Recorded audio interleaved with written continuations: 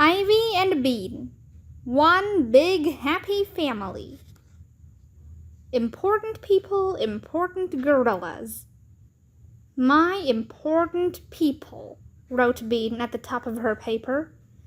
Whew, 17 letters. Time for a break. Bean, said Miss Arubitate. Do you need help? I'm resting, explained Bean. Nobody else is resting, Vanessa said. Her table was next door to Bean's. She was already drawing pictures of her important people. Thank you, Vanessa, said Miss Arubitate, in a way that really meant stop talking. Then she said, Bean, in a way that really meant get to work. Bean sighed and picked up her pencil. My important people. Okie dokie, line them up. She drew her mom. She drew her mom eating a whole cake by herself. Her mom liked cake. Mom, she wrote. Then she drew her dad with a wooden spoon. He was making more cake for her mom. Dad, she wrote. Bean scrunched her older sister Nancy down in a corner. She drew some flies buzzing around her head. Nancy, she wrote. Bean looked around the classroom. Everyone was drawing like crazy. Eric was drawing so hard his tongue was hanging out. Margalie had made frames around each of her important people. Bean wished she'd thought of that. She went back to drawing. Grandma, Grandpa, other grandpa, 2 uncles, 3 aunts, 4 cousins, 1 cousin who wasn't a real cousin, but Bean liked him a lot anyway. He had a pet alligator. Bean put the alligator in there too. Cool. Now Ivy. You should be finishing up, friends, said Miss Arubitate. I haven't put in my cousins yet, yelled Emma. I haven't even finished my brothers and sisters, yelled Vanessa. Everyone scribble-scrabbled as fast as they could. Bean peeked over at Ivy's paper to see if she had included Bean. She had. Bean peeked some more. Ivy had drawn her mom, her grandma, her aunt, Bean, Abraham Lincoln, Mary Anning, Boudica, and a gorilla. Wow, thought Bean. Abraham Lincoln. Bean wanted to copycat, but she didn't. She drew Miss Arubitate instead. Miss Arubitate was as good as Abraham Lincoln any day.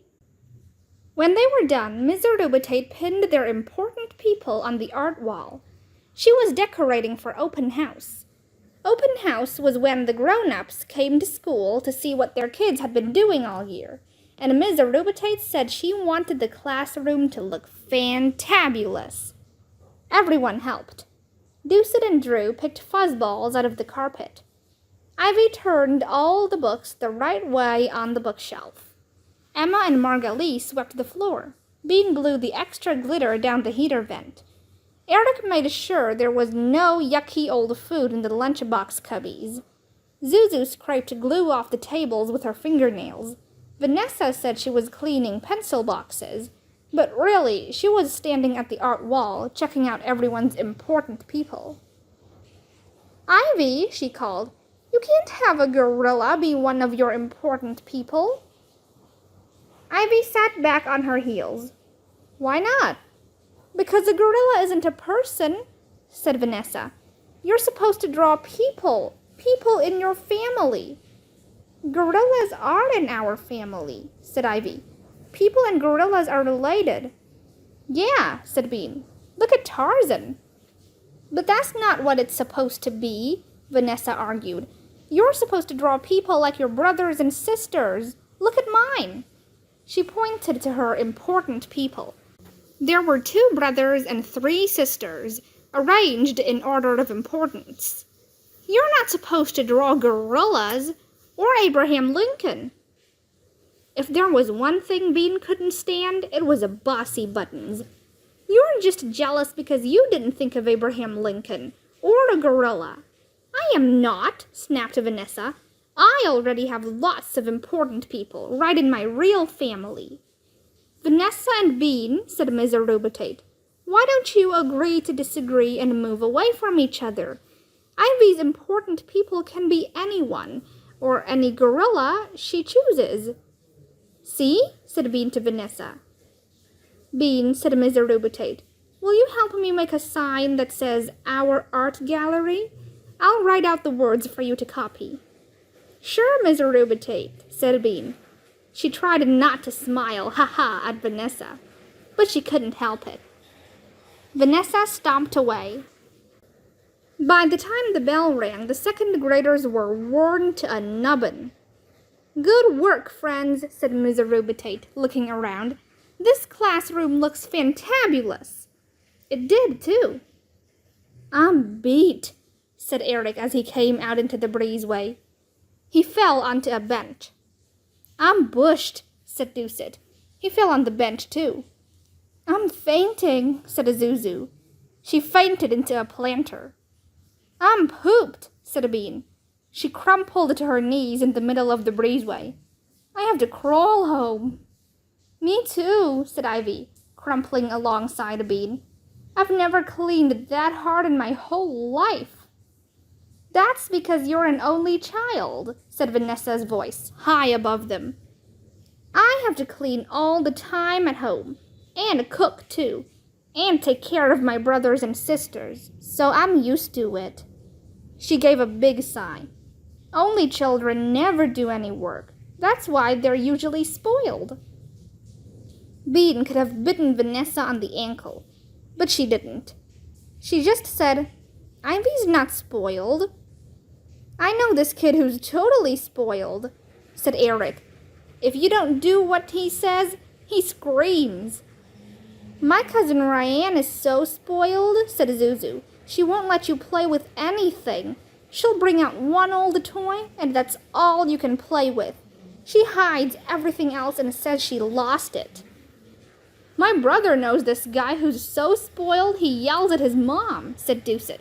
He yells, Go get me a pizza right now. And she does? Asked Eric. Deucet nodded. Wow, said Eric. I'd get sent to my room for 100 years. Sometimes, said Deucet.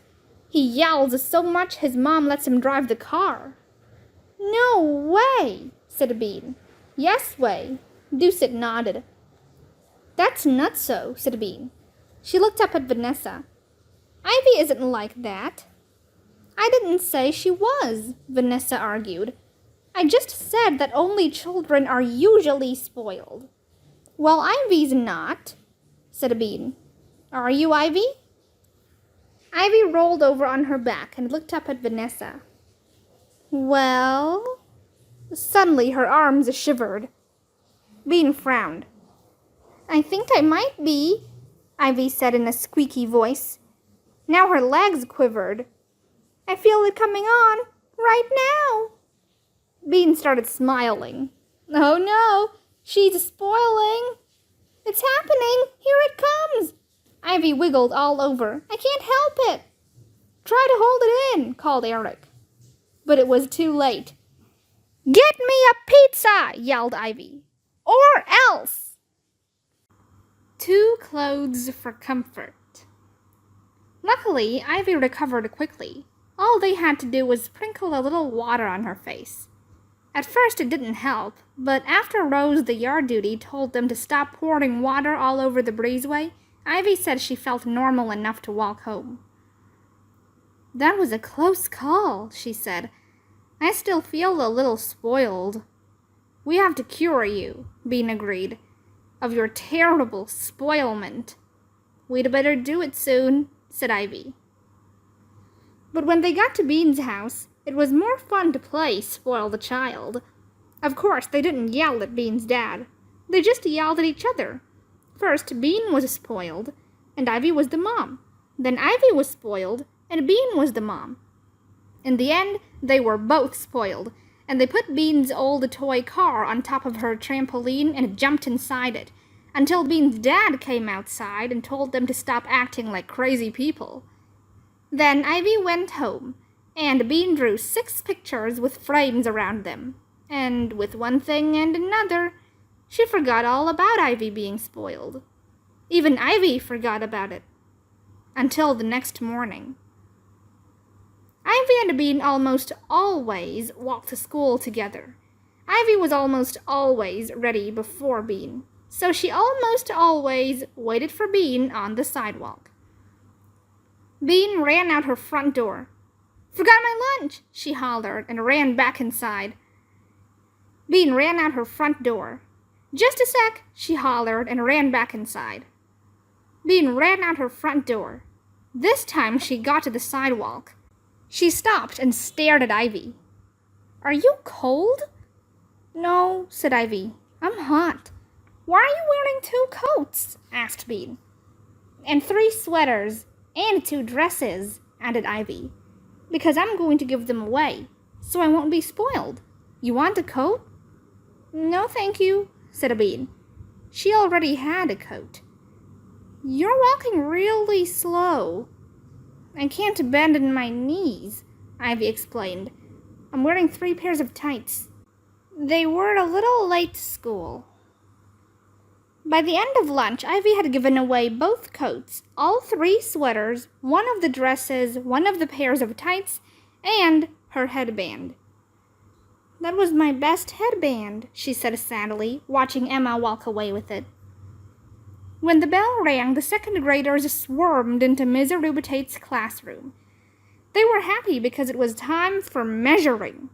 Measuring was a blast. Every kid got a plastic tape measure and a partner, and then they ran around like crazy trying to measure things faster than everyone else.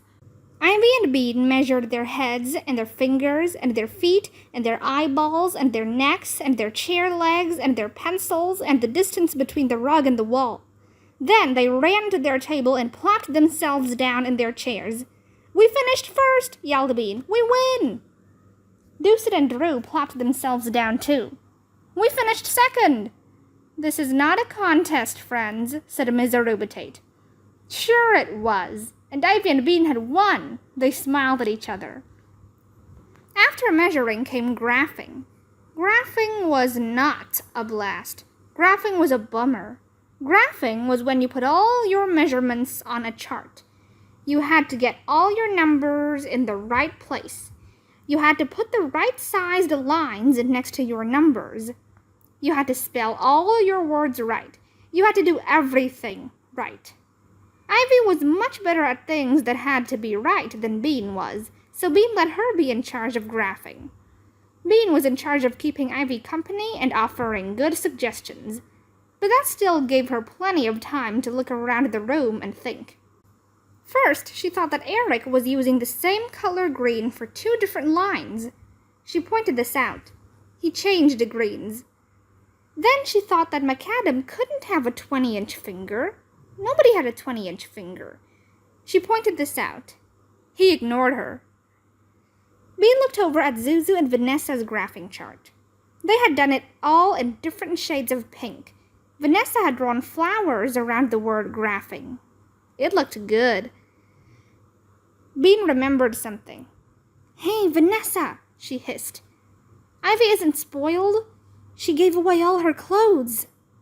"She can still be spoiled," said Vanessa. "No," said Bean. "Giving stuff away is the opposite of being spoiled." Vanessa shook her head. "Ms. Arubitate," cried Bean. "You can't be spoiled if you give away all your clothes and your best headband, can you?" Ms. Arubitate looked up from her whiteboard. She frowned. "Who has given away all her clothes and her best headband?" Nobody said anything, but they all looked at Ivy. Graphing was even more of a bummer after that. Ivy and Bean trailed slowly home. Bean was slow because she was carrying all the clothes that Ivy had had to take back. They were heavy. She was surprised Ivy had been able to walk at all that morning. Ivy was slow because she felt bad. Her face wasn't red anymore, but she still felt bad. "I'm sorry I got you in trouble," Bean said again. "I wish I hadn't said anything." "I know," sighed Ivy, "but now Ms. Arubitate is mad at me." "I don't get it. They tell you 7,000,000 times to share stuff," Bean said. "And then they freak out when you do it." She dropped a sweater. Can you pick that up? Ivy picked it up. Yeah, maybe she thought I was showing off. She started blinking hard. Spoiled kids show off. I don't think you're spoiled, argued Bean. But what if I am? Ivy asked. She looked worried. Miss Rubitate thinks I am. No, she doesn't, said Bean. She thought about Miss Rubitate's frown. I'm pretty sure she doesn't. Ivy blinked some more. I need to get unspoiled, she said. For real. Okay, said Bean. Don't worry, it's Friday. We've got the whole weekend to unspoil you.